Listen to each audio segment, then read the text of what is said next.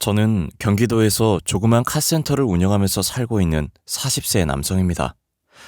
여러 날을 고민하다가 오늘 글을 올리는 이유는 결코 길지 않은 인생을 살았지만 가진 재산을 몽땅 날리고 죽기 일보 직전의 위기 상황을 2번이나 겪은 기막힌 경험담을 들려드리기 위해서입니다.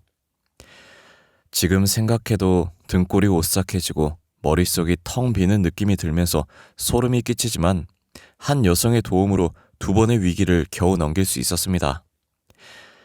자기 발등 자기가 찍는다는 속담처럼 어쩌면 모든 건 사람을 쉽게 믿어버린 저의 잘못이 절대적으로 크다고 생각해요. 여러분들도 누군가 선뜻 호의를 베푼다고 하면 일단 의심하고 철저하게 확인해봐야 저처럼 어리석은 실수를 저지르지 않을 거란 말씀을 드리면서 이야기를 시작할게요. 저는 어릴 때부터 자동차를 엄청나게 좋아했어요. 네 바퀴를 달고 거칠 것 없이 도로를 달리는 자동차를 볼 때마다 신이 났고 세상에서 가장 좋은 소리가 자동차 엔진 소리라고 생각했을 정도였죠. 그러니 자동차 말고는 다른 장난감은 쳐다보지도 않았어요. 중학교를 졸업할 무렵에는 대학 진학을 포기하고 공업계 고등학교에 가서 자동차 정비를 배울 계획을 세웠어요. 꼭 대학을 포기하면서까지 기술을 배워야겠냐? 네가 아직 세상을 몰라서 그러는데 제대로 된 대학 졸업장이 없으면 나중에 후회하게 될 거야. 그러니까 다시 한번 생각해봐. 아버지, 저도 가방끈이 짧으면 사회에 나가서 무시당할 수도 있다는 거 알아요. 하지만 제가 사회생활을 할 때면 기술을 가진 사람이 좋은 대우를 받게 될 거라고요. 그렇게만 되면 좋지만 하여튼 네가 선택한 길이니까 후회하지만 마라. 제가 공고를 가겠다고 하자 아버지는 걱정을 하시면서도 제 의견을 존중해 주셨어요. 엄마도 걱정을 하셨지만 저는 공고를 졸업한 다음에 전문대학 자동차과로 가서 진정한 기술자가 될 거라고 장래 계획을 구체적으로 말했고 부모님은 더 이상 말리지 않고 제가 마음먹은 대로 하도록 도와주셨어요. 저는 계획대로 공고를 졸업하고 자동차과에 들어가서 기술을 배우고 무난하게 정비사 자격증을 땄습니다. 제 정비 실력을 인정한 교수님의 추천으로 대형 정비 공장에 취업이 되었어요. 사람은 누구나 자기가 하고 싶은 일을 할 때 최고의 능력을 발휘하듯이 저는 기계를 다루는 일이 너무 좋았고 자동차를 분해하고 조립하며 수리하는 일에 완전히 빠져버렸어요. 하지만 동료들은 그런 저를 신기한 눈으로 쳐다봤습니다. 야, 진수 너는 타고난 기름쟁이야. 자동차 부품 쪼가리 만지는 일이 그렇게 좋냐? 정비는 고장난 차에게 새로운 생명을 불어넣는 의미 있는 직업이야. 차를 만지고 있으면 시간이 어떻게 흘러가는지도 모르겠어. 진짜 별종이다. 난 공부하는 게 죽기보다 싫어서 그나마 입에 풀칠하려고 억지로 하는 게 일인데 말이야. 몇 년이 지나자 제 정비 실력은 공장 안에서는 따라올 사람이 없을 정도가 되었습니다. 5년이 지나자 네 바퀴에 엔진이 달린 거라면 뭐든지 고칠 자신감도 생겼죠. 공장장님도 제 능력을 인정해줘서 최연소 정비반장으로 승진을 시켜줘서 동료들의 부러움을 사기도 했습니다. 반장이 되자 월급도 올랐습니다. 그렇지만 아직 미혼인 처지에 돈을 쓸 데가 별로 없어서 월급을 받으면 엄마에게 모두 주었어요. 엄마는 제가 내미는 월급을 받을 때마다 좋아하시면서도 걱정을 하셨어요. 진수야, 일은 힘들지 않니? 몸은 피곤하지만 재미있어. 세상에 쉬운 일이 어디 있겠어. 참고 견디면서 때로는 즐겨야지. 그래, 우리 아들 이제 다 컸네. 그럼 엄마 소원 하나만 들어줄래? 소원? 뭐든지 말해. 이제 네 월급은 나 말고 다른 여자한테 줬으면 해. 다른 여자라니? 누구? 아휴, 네 마누라지 누구겠어. 일도 좋지만 이제 슬슬 결혼할 생각도 해야지. 아, 알았어. 제가 28을 넘기고 30을 바라보게 되자 결혼을 하라는 엄마의 독촉은 나날이 심해졌습니다. 전 30을 넘기고 결혼을 할 생각이었지만 엄마는 제가 쉬는 날마다 맞선 약속을 잡으셨어요.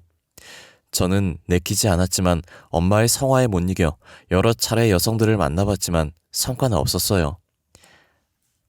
저 자동차 정비를 하신다고 들었어요. 예, 맞습니다. 그럼 연봉은 얼마나 되나요? 물론 차하고 집은 있으시죠? 전 유치원 교사로 일하는데 결혼하면 그만두고 살림만 하면서 육아에 전념하고 싶어요. 혹시 맞벌이 원하세요? 그럼 곤란해요. 그리고 결혼하면 당연한 거지만 분가해서 따로 사는 거 맞죠? 맞서는 늘 이런 식이었어요. 서로에게 호감을 가지는 건 안중에도 없었고 그저 조건만 따지고 맞춰보려고 들었어요. 이런 일이 여러 번 거듭되니 맞선 자리에 나오는 여성들이 모두 가격표가 매겨진 물건으로 보여서 마음에 들지 않았습니다. 당연히 교제로 이어지는 일도 없었고요. 진수야, 이번에는 아주 확실하다? 응? 마지막으로 한 번만 더 만나보자. 큰 병원 간호사라는데 아주 참하고 예뻐. 엄마, 이제 그만해. 결혼은 내가 알아서 한다고 했잖아. 아니, 애가 왜 소리를 지르고 난리야? 엄마의 성화에 질려서 언성을 높이고 말았어요. 저는 차근차근 엄마를 설득했고 엄마가 더 이상 맞선을 보라고 보채는 일이 없어졌어요. 그리고 30을 넘길 무렵에 카센터를 운영하던 대학 선배가 제게 흥미로운 제안을 했습니다. 저와 5년 차이가 나서 같이 대학을 다닌 적은 없었지만 동문 모임을 통해서 알고 지내는 사이였고 그 선배의 정비 실력은 거의 신의 경지라고 소문이 날 정도여서 저 혼자 해결하기 힘든 문제가 생기면 선배의 카센터를 찾아가서 자문을 구했어요. 그때마다 선배는 귀찮아하는 기색도 없이 자기 일처럼 나서서 도와주곤 했습니다. 그런 선배가 갑자기 전화를 해서 술이나 한잔하자고 했어요. 저는 별 생각 없이 오랜만에 선배를 만나서 기분 좋게 술을 마셨는데 선배가 소주잔을 비우더니 자기 카센터를 인수할 생각이 없냐고 묻는 겁니다. 진수, 네 실력이면 공장에서 월급쟁이로 허송세월하지 말고 네 사업을 시작해. 선배, 이제 겨우 30이에요. 아직은 더 배워야죠. 아니야, 나도 30에 공장 그만두고 카센터 차렸어. 그런데 이제 카센터를 네가 인수해서 운영해줬으면 한다. 아이, 선배, 농담 그만해요. 내가 무슨 돈이 있어서 선배 카센터를 인수하겠어요. 야, 진수야, 너 3천만 원도 없냐? 그 정도는 모았을 텐데. 뭐 3천은 있죠. 그럼 됐어. 3천에 내 카센터 네가 가져라. 네? 전 깜짝 놀라서 선배가 농담을 하는 줄 알았어요. 하지만 선배는 진지했고 농담이 아니었습니다. 선배의 카센터는 규모가 제법 컸고 기술이 좋다고 소문이 나서 예약을 하지 않으면 점검도 받기 힘들 정도로 장사가 잘 되는 곳이었죠. 게다가 워낙 고가의 장비들이 많은데 그런 카센터를 3억도 아니고 장비 하나 값도 안 되는 3천만 원에 내게 넘기겠다는 겁니다. 내가 농담하는 거 같지? 그런데 진심이야. 나도 오죽하면 너한테 이런 부탁을 하겠냐. 참 환장할 노릇이다. 다시 소주잔을 시원하게 비운 선배는 5년이 넘게 피땀을 바쳐 일군 카센터를 거저나 다름없이 제게 주려고 하는 기막힌 속사정을 털어놓았습니다. 선배는 원래 미국으로 기술 이민을 갈 생각이었대요. 하지만 코로나 때문에 그동안 이민을 받지 않았는데 최근에 미국에서 자동차 정비나 의사 같은 기술직들의 이민을 조금씩 받기 시작했고 선배의 신청이 받아들여졌다는 겁니다. 선배의 아내와 딸은 이미 미국으로 출국을 했고 선배는 카센터만 처분하고 이민을 가려고 했는데 문제는 카센터를 인수하겠다는 사람이 도무지 나서지 않는다는 겁니다. 게다가 비자까지 나와서 출국 날짜가 잡히자 마음이 급해진 선배는 5억이라는 파격적인 금액을 제시했지만 인수자를 찾는 데 실패했다고 하네요. 이제 보름 뒤면 미국으로 가야 돼. 진수야, 3천만 나한테 주고 네가 운영해. 그리고 3년 동안 매달 수익금 일부를 나한테 송금해줘. 어때? 괜찮은 조건이지? 눈을 씻고 찾아봐도 믿고 맡길 사람이 너밖에 없더라. 선배, 괜찮은 정도가 아니에요. 나 지금 감격해서 눈물이 나오려고 해요. 고마워요. 열심히 해볼게요. 그래, 너라면 아주 잘 해낼 거야. 카센터를 맡길 사람으로 저를 선택한 선배가 너무 고마웠어요. 이것이 제게 찾아온 첫 번째 기회라고 생각했죠. 저는 엄마에게 사정을 설명하고 그동안 모아둔 돈을 달라고 했습니다. 정말 괜찮은 거지? 아무리 그래도 너무 좋은 조건이라서 믿어지지 않아. 그 큰 공장을 공짜나 다름없이 주겠다니 말이야. 엄마는 돈을 내주면서도 걱정을 했지만 저는 선배가 절대 허튼 소리하는 사람이 아니라고 큰 소리를 쳤습니다. 저를 만난 선배는 서류들을 여러 장 내밀면서 사인을 해달라고 했어요. 제가 살펴보려고 하자 선배는 그냥 형식적인 인수인계니까 빨리 사인을 하라고 재촉했고, 서류에서 얼핏 근저당 설정과 연대 보증이란 말이 보였지만 저는 의심 없이 사인을 해주었어요. 됐어. 참, 한 가지 남았네. 은행에서 확인 전화가 올 거야. 그러면 무조건 맞다고 해. 알았지? 선배의 말대로 은행 직원이 전화를 해서 선배의 카센터를 제가 인수한 게 맞냐고 물었습니다. 저는 자신있게 그렇다고 대답했고 녹취를 하겠다는 은행 직원의 말에 대뜸 동의했어요. 저는 은행 직원이 뭐라고 하든 내라고만 했습니다. 정말 순진하고 어리석었던 겁니다. 그날 선배에게 돈과 함께 미국에서 코리안 드림을 꼭 이루라고 덕담을 얹어주었습니다. 며칠 뒤에 공장을 그만둔 저는 희망에 부풀어서 제 사업을 시작했습니다. 고정 고객들도 제법 있었고 차를 고치는 제 실력이 입소문을 타고 퍼지면서 손님들은 나날이 늘어갔습니다. 저는 사업을 시작하면서 격리 직원을 한 명 뽑게 되었어요.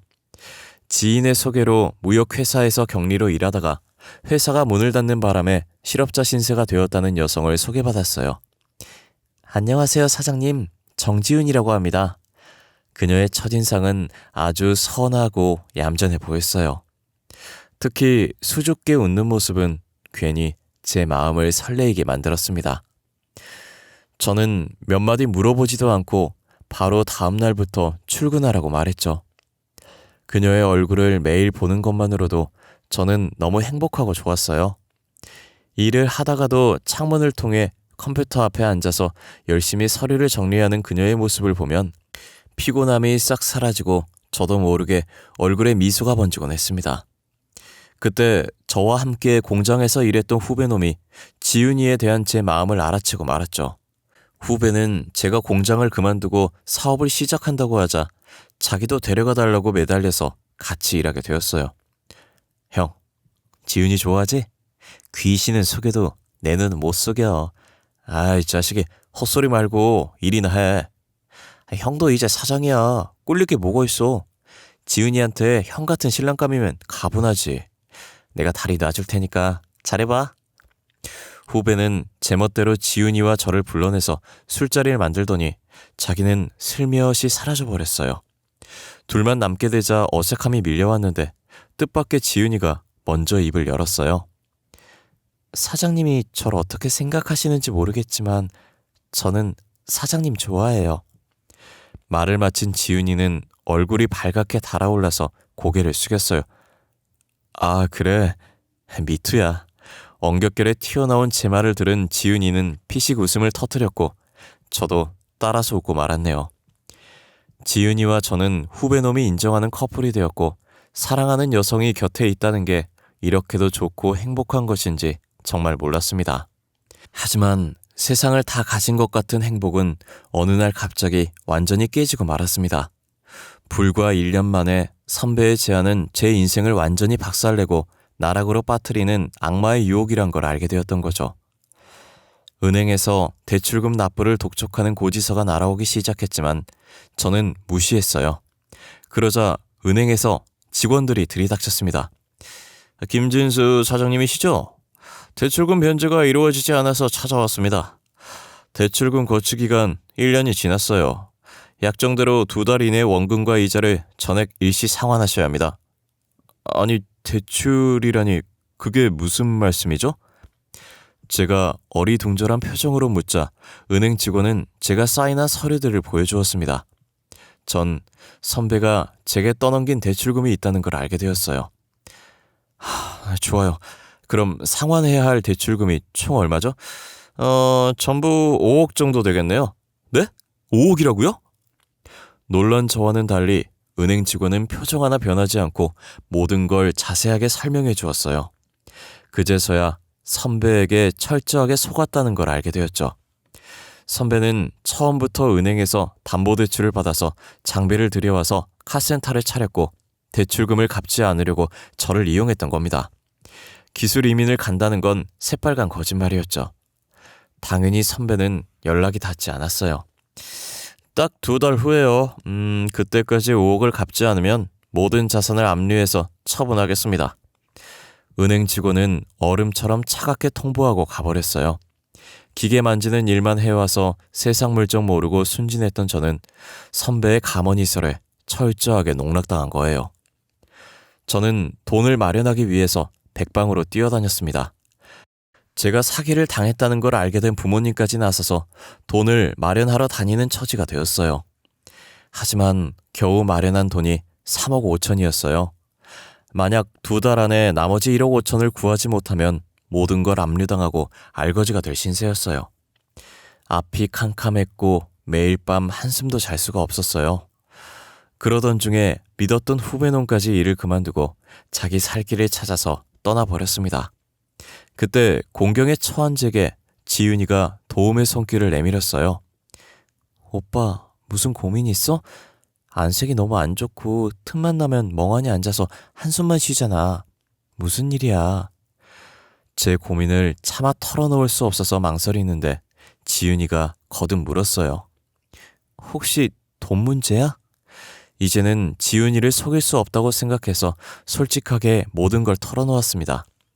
2달 뒤면 알거지가 될 신세이니 그녀도 저를 떠날 거라고 생각했는데 정말 뜻밖의 말을 했어요.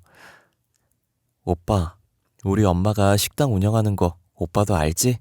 엄마한테 모아둔 돈이 약간 있어. 그리고 나도 결혼을 염두하고 저축한 게 있으니 그걸로 급한 불부터 끄자. 그게 정말이야?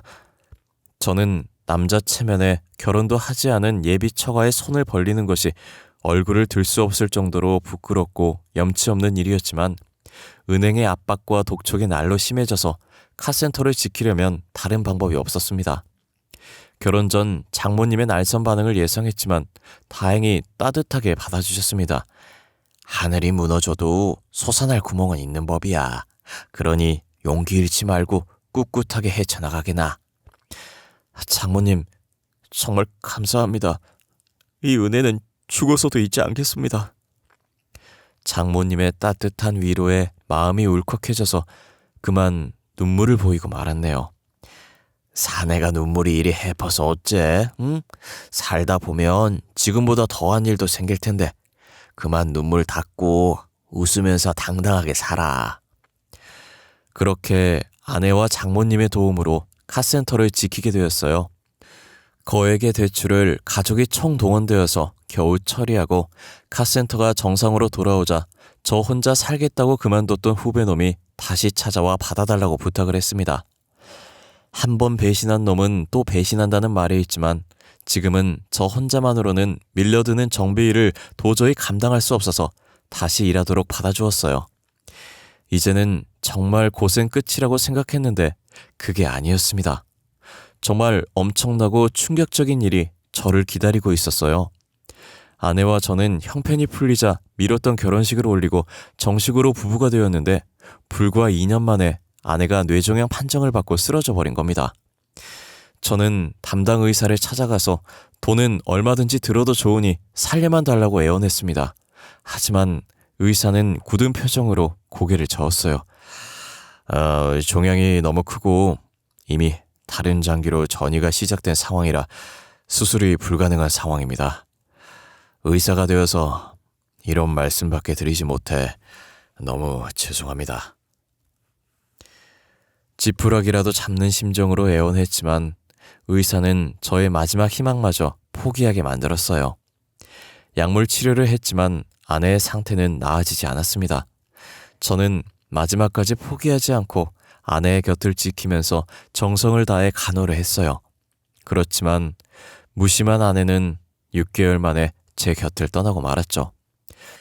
호강 한번 시켜주지 못하고 고생만 하다가 저 세상으로 간 아내가 너무 불쌍하고 가여워서 차마 떠나보내지 못하고 보름이 넘게 폐인처럼 지냈는데 장모님이 찾아와 죽은 사람은 그만 있고 산 사람은 살아야 한다고 위로를 해주시더라고요. 김서방, 이제 그만 지은이를 놓아주게. 걔도 저승에서 자네가 열심히 살아가는 모습을 보고 싶어 할 거야. 나를 봐서라도 자네가 마음을 다 잡아야 하네. 졸지에 딸을 잃은 장모님의 슬픔이 저보다 더할 텐데 오히려 저를 위로해주는 장모님의 깊고 넓은 마음에 저는 세상을 잃은 것 같은 슬픔에서 벗어나 모진 마음으로 다시 일을 했습니다. 이제는 사위가 아니라 친아들 이상으로 장모님에게 잘해드리겠다고 마음먹고 장모님께 같이 지내자고 말했지만 장모님은 거절했어요. 자네는 내 걱정하지 말고 좋은 여자 있으면 다시 시작해. 네?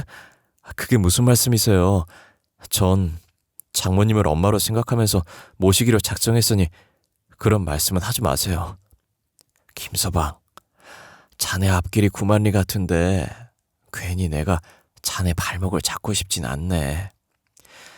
장모님은 신경 쓰지 말라고 하셨지만 저는 잘 지내시는지 매일같이 연락을 드렸고 휴일이면 어김없이 장모님을 찾아가서 같이 식사도 하고 교회로 나들이도 하면서 친아들처럼 살펴드렸습니다. 그때마다 장모님은 부담스럽다며 자꾸 찾아오지 말라고 하셨는데 그건 말뿐이란 걸 알고 있었어요. 그러다 장모님이 제게 사진 한 장을 보여주었어요. 아주 예쁘게 생긴 여성이었죠. 어떤가? 마음에 들어? 내 친구 딸인데 얼마 전에 남편이 교통사고로 세상을 떠났어.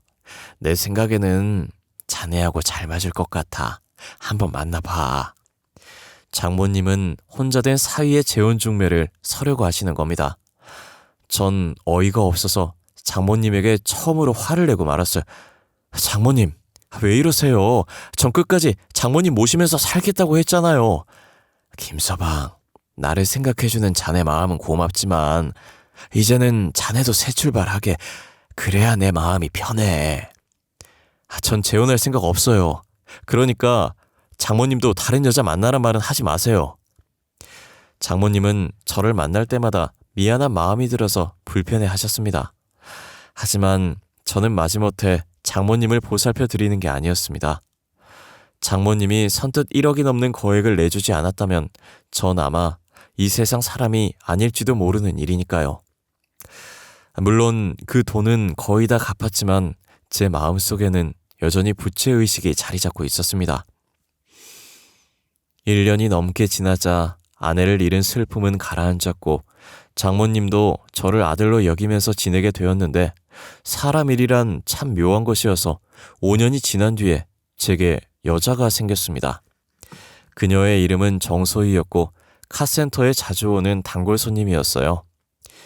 그녀는 비싼 외제차를 타고 다녀서 처음부터 기억에 남았던 손님이었어요. 자동차 점검을 핑계로 한 달에 한 번은 꼭 들렸고 워낙 성격이 싹싹하고 밝아서 처음 보는 저에게 대뜸 오빠라고 불렸던 여자였죠. 그렇게 그 여자와 저는 편하게 말을 놓으면서 연락하고 지내는 사이까지 발전했습니다. 그러던 어느 날 그녀가 주말에 뭐 할 거냐고 제게 물었어요. 뭐 특별한 계획은 없어. 주말에는 그냥 집에서 쉬어야지. 오빠 뭐야, 재미없게. 그러지 말고 나랑 같이 영화 보러 가자. 그래서 주말에 소희와 첫 데이트를 하게 되었어요. 영화를 본 다음에 밥을 먹으면서 그녀의 집안이 얼마나 대단한 갑부인지 알게 되었죠. 아버지는 미국에서 사업을 하고 계시고 엄마는 부동산 투자를 하셔. 아버지는 나한테 사업을 물려줄 테니 미국으로 들어오라고 하시는데 난 싫어. 난 내가 태어난 나라에서 계속 살 생각이야. 소희는 얼핏 사업가인 아버지의 재산이 수백억이 넘는다는 말을 했어요. 그동안 돈을 보고 달려드는 남자들이 숱하게 많았지만 하나같이 늑대같이 느껴져서 독신을 고집해왔는데 저를 만난 다음부터 생각이 달라졌다고 말했어요. 그냥 오빠가 편하고 좋아. 다른 이유 같은 건 없어. 부부는 무엇보다 같이 있으면 그냥 좋고 편해야 된다고 생각해. 오빠가 내게는 그런 느낌을 주는 남자야. 소희의 적극적인 애정 공세 덕분에 저희들은 자연스럽게 연인 관계가 되었고 소희의 엄마를 만나서 인사까지 드리게 되었어요. 소희 엄마의 첫인상은 부잣집 사모님 같은 느낌이 확 풍겼어요. 외모와 옷차림, 그리고 말투까지 품격과 교양미가 철철 넘치는 여성이었습니다. 만나서 반가워요. 젊은 나이에 자기 사업체를 운영하고 있다니 대단해요. 알고 있겠지만 집안이 넉넉한 편이라 소희가 버릇없이 자라서 아직 철부지예요. 여러 가지로 모자란 점이 많으니 서로에 대한 사랑과 애정으로 이해해주기 바래요. 그녀는 마치 주례사 같은 말을 제게 해주었죠. 그리고 정말 귀에 솔깃한 제안을 했습니다. 소희와 결혼하게 되면 내가 가진 여유 자금을 카센터에 투자할 테니까 아주 크게 키워봐요. 이왕 시작했으면 그 분야에서 최고가 되어야 되지 않겠어요? 네, 맞습니다. 저를 믿고 도와주시겠다니 감사할 따름입니다. 열심히 해서 꼭 보답하겠습니다. 그러면서 카센터 명의를 소희 앞으로 해달라는 말을 슬쩍 흘렸어요. 그런 건 문제가 되지 않았죠. 예비 장모님이 자리를 비웠을 때 소희는 자기 엄마가 최소한 20억은 투자할 생각이라고 귀띔해줬습니다. 너무나 뜻밖의 말에 꿈인지 생시인지 도무지 분간을 할 수가 없는 지경이었죠. 내가 이런 횡재를 해도 되는 걸까 믿어지지 않았지만 아내를 잃고 그동안 마음고생을 한 것에 대한 보답이라고 생각했습니다. 소희는 결혼을 빨리 하자고 서둘렀고 저도 미룰 생각은 없어서 결혼식장이며 여러 가지 준비를 정신없이 하고 있을 때 장모님이 저를 만나자고 하셨어요. 김서방, 여자 생겼다면서? 장모님은 제게 여자가 생겼다는 걸 알고 계셨어요. 네, 맞습니다. 진작에 말씀을 드렸어야 했는데 죄송합니다. 아니, 뭐가 죄송한가? 정말 잘된 일이야. 진심으로 축하해. 저는 뭐라고 할 말이 없고 미안한 마음이 들면서 고개만 숙이고 있었는데 장모님은 웃으면서 축하한다고 하셨고 앞으로 잘 살라고 덕담을 해주셨어요. 그리고 어떤 여자인지 궁금하니 얼굴이나 보여달라고 하셔서 소희의 사진을 보여주었는데 장모님의 눈이 커지더니 얼굴이 하얗게 질려버리는 겁니다. 아니, 장모님 왜 그러세요? 아이고, 하나님 아버지, 어떻게 이런 일에. 장모님은 찬물을 한 잔 쭉 들이키고 마음을 진정시킨 다음에 믿기 힘든 엄청난 사실을 제게 털어놓으셨어요. 소희는 1년 전에 친구분의 소개로 장모님 식당에서 서빙 알바를 했었다고 합니다. 그 친구분은 소희가 어려서 부모님을 잃고 친척 집에 얹혀서 살다가 성인이 되자 눈치가 보여서 독립을 했는데 어린 여자가 혼자 살다 보니 남자들이 괴롭히기도 하고 고등학교 중퇴의 학력으로는 변변한 일자리를 찾기도 힘들어서 유흥업소에 나가면서 어렵게 사는 게 안쓰러우니 일 좀 시켜주라고 했다는 거죠. 친구의 부탁으로 고아인 소희를 걷어주었는데 소희는 얼마 가지 않아 사고를 쳤다고 합니다. 유부남과 바람을 피우다가 본처가 식당으로 찾아와서 한바탕 난리가 벌어졌다는 거예요. 그리고 한 달 전에 소희가 장모님을 찾아와서 애를 가졌다는 충격적인 말을 하더랍니다. 딱 하루 만났던 남자와 애를 덜컥 만들어버렸고 심지어 그 남자와는 연락조차 닿지 않으니 장모님께 도와달라고 울면서 애원했다고 하더라고요. 결국 장모님은 얼마간의 돈을 마련해 주었는데 그 뒤로 연락이 끊어졌다는 거예요. 아이 세상에, 다른 놈 애를 가지고 혼자 키울 순 없으니까 자네를 호구로 잡아서 덤터기를 씌울 작정한 거야. 김서방, 당장 헤어지게. 한 번 속지 두 번은 속을 수 없다는 생각이 들어서 요절을 내주고 싶었지만 저는 결혼식까지 기다리기로 했습니다. 결혼식 당일 신부 대기실에서 소희와 예비 장모의 섬뜩한 대화를 우연히 듣게 되었어요. 알고 보니 예비 장모는 소희가 유흥업소를 나갈 때 알게 된 마담이었어요. 그녀들은 제가 가진 카센터를 자기들 명의로 만든 다음에 처분해서 나눠 갖고 도망을 치려는 말도 안 되는 계획을 가지고 있었어요. 주례사가 끝나고 혼인 서약을 하려는 순간 결혼식장에 제가 녹음한 그녀들의 대화가 울려 퍼졌고 소희는 깜짝 놀라서 사색이 되어서 몸을 떨었어요. 곧 경찰들이 식장 안으로 들어와서 소희를 데리고 갔습니다. 소희는 끝까지 제게 오해라고 소리를 지르면서 저를 사랑한다고 악을 쓰듯이 말했지만 저를 호구로 보고 인생을 작살내려고 했던 그녀를 도저히 용서할 수 없었어요. 오빠, 내 사정이 너무 급해서 저지른 일이야. 한 번만 용서해줘. 제발 부탁이야, 오빠. 소희는 울면서 살려달라고 제게 매달렸지만 제 마음은 이미 돌아선 뒤였어요. 경찰을 통해서 전해 들은 말로 소희와 선배 마담은 혼인빙자 사기 혐의로 구속되어서 조사를 받고 있다고 하더라고요. 사람의 인생은 알 수 없는 것이라 앞으로 어떤 좋은 인연이 생길지는 모르겠지만 지금 저는 2번이나 속았던 아찔한 기억이 있어서 사람을 믿을 수가 없게 되었습니다. 하지만 딱 한 사람, 장모님은 예외입니다. 늘 저를 챙겨주고 배려해 주시는 장모님과 같이 살면서 오늘도 열심히 일하고 있어요. 아찔했던 제 사연 읽어주셔서 감사합니다. 여러분에게도 장모님 같은 존재가 있었으면 좋겠네요. 다들 좋은 일만 가득하시길 바랍니다. 감사합니다.